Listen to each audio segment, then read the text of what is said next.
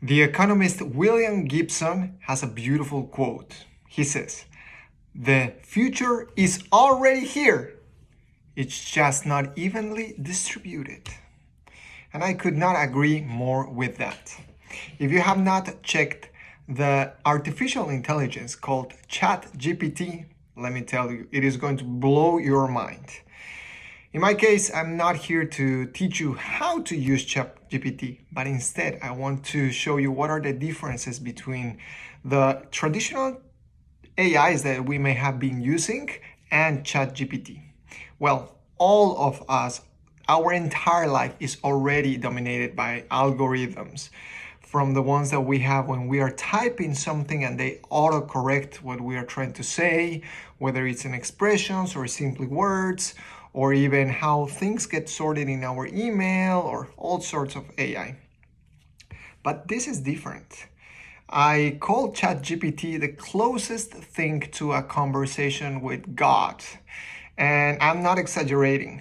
What I mean by this is the following. Traditional AIs, like for example, even using Google, right? When we try to Google something to find the answer for our questions, we get a list of links.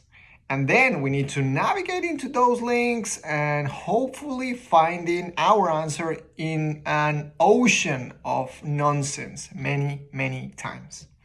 In this case, ChatGPT gives you the answer right straight to you, no links.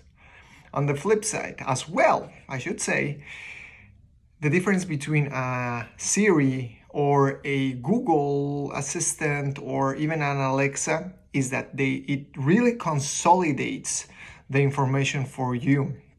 Extremely smart and context-wise. So you can be talking to this AI and maybe 1 hour later, you tell it something related to a topic that you talked earlier, and it's going to remember and give you context based on that. But if that is not just impressive, think about this. ChatGPT is a generative AI, which means that it can create things. And that is when things get trippy.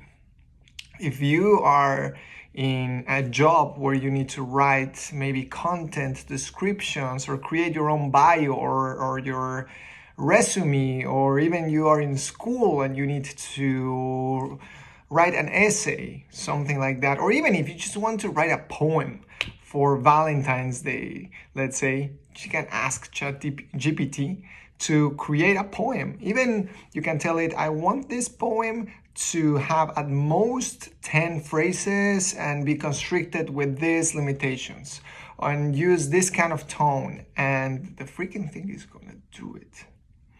So now that is when I would say things changed forever. So now I invite you to play with your curiosity and ChatGPT. Let your curiosity go wild. And when you have gone wild, go even wilder and start coming with something that is unique to you. Understand the power of this technology and harness it for your benefit and people around you. This is Artificial Intelligence Report by JJ Ruescas. See you next time.